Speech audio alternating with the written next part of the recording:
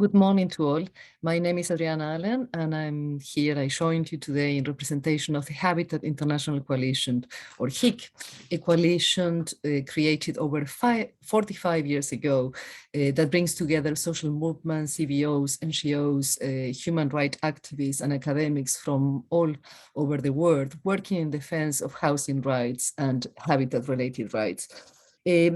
HIC, together with Urbanmont and many other organizations present at today's event, are also part of Cohabitat, a network of community-led housing organizations and allies that work to secure housing through collective, non-speculative, and people-led approaches.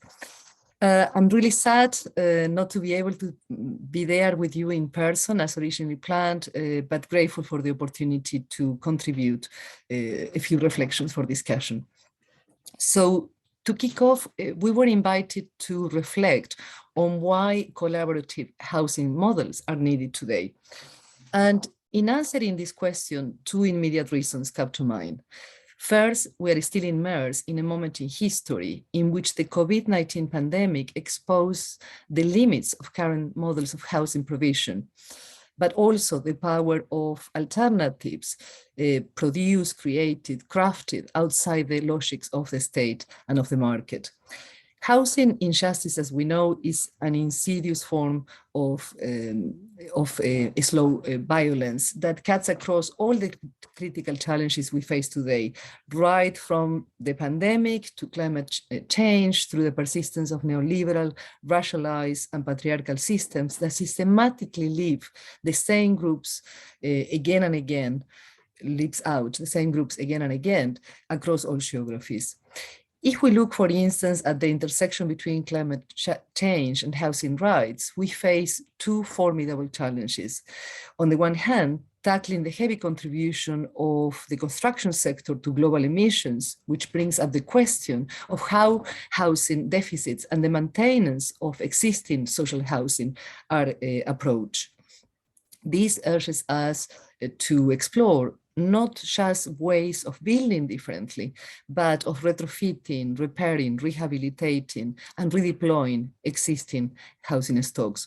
On the other hand, we continue to be confronted by a pandemic of evictions, paradoxically justified as a means to protect life from climate change impacts. In reality, we know that these are processes that are clearing the land to make room for speculative real estate investments, and resulting very often in the construction of luxury homes that remain vacant. This takes me to a second reason. Collaborative housing is a critical means to fight against the increasing financialization of housing and land. This is not just a process affecting European cities, but a global process, and as such, it represents a critical turning point in the housing crisis of recent years. A few years ago, Leilani Farha, then a special rapporteur on the right to adequate housing, denounced housing financialization as follows, and I quote her: "I believe there is a huge difference between housing as a commodity and gold as a commodity. Gold is not a human right, housing is. Indeed, housing and real estate markets worldwide have been transformed by global capital and financial excess. Today, the global residential real estate portfolio comprises about $165 trillion, represents 75% of all global assets, and is equivalent to more than twice the world's total GDP. The impact of this shift from housing as a place to live to housing as an investment has been devastating, and as we know, has led to millions of evictions. The corollary of this process is that as housing has become an unprecedented source of wealth accumulation, governments are becoming more accountable to investors than to the needs of their citizens, or indeed their international human rights obligations. This is why now more than ever, housing rights are at the fore of the struggles we face, increasingly endangered by old and new machines of evictions, displacements, and dispossession. Yet we also witness the consolidation and expansion of multiple ways of activating housing rights.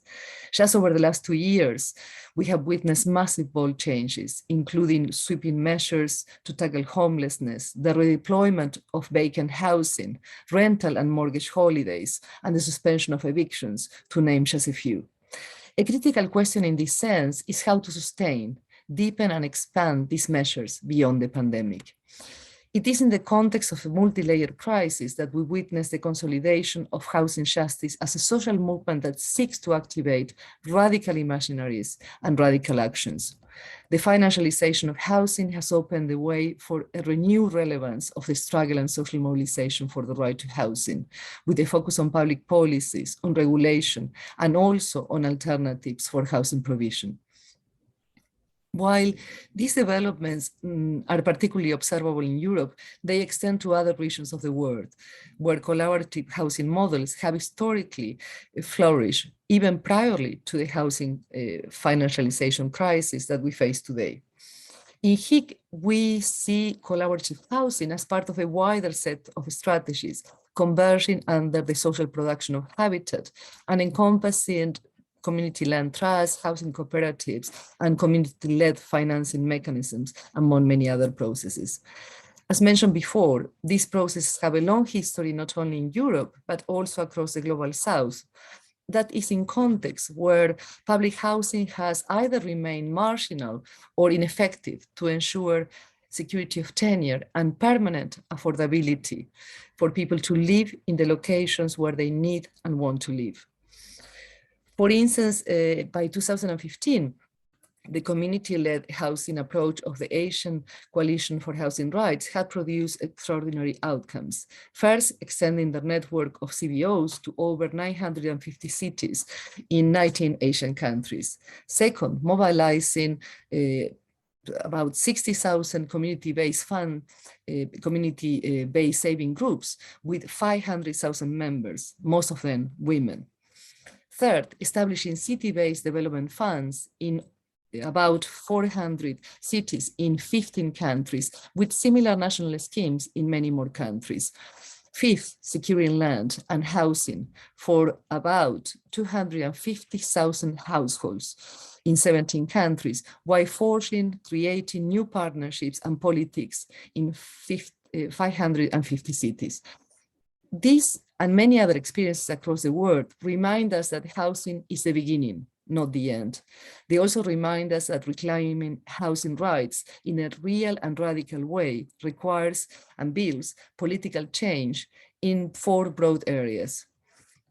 First, on securing access to land, as we know that land is either controlled by the market or too expensive to buy from the market. Second, securing affordability, permanent affordability, as those trapped in the housing crisis are often unable to connect to formal finance systems.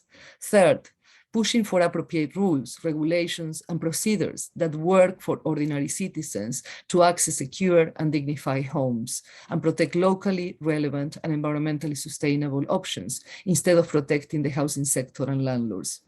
Fourth, recognizing a wide diversity of homeless and houseless women and men as fully legitimate citizens. Together, these strategies have the capacity to trigger simultaneously processes of fair redistribution, of recognition and inclusion of those who typically fall through the net of market and state-led housing programs. And last but not least, of building processes of parity of political participation. Teresa Caldeira argues that as ordinary citizens get engaged in producing the urban, in making the urban, they often become fluent in claiming their own rights to housing and lands. And when looking closely at social production of habitat processes, we see that such fluency is not acquired spontaneously or individually, but as an outcome of collective action that turns habitat struggles into citizenship making. As a practice of dissidence, collaborative housing represents a significant shift from extractive, financialized, racialized, and patriarchal systems to systems that put public value and equality and diversity at their heart. In short, collaborative housing encapsulates a collective intentionality to reclaim the authority and legitimacy of other ways of producing the urban, the ability to craft a different relationship with the state and market institutions, and conscious and explicit efforts to valorize the experiences and practices that have readdressed social and environmental inequalities over time and continue to do so today. The value of encounters like this is that they give us a possibility to come together, to learn from each other, they provide moments to take stock of what has been achieved, but also of the challenges ahead, and moments to build and celebrate our collective social force. I wish you a very fruitful discussion. Thank you.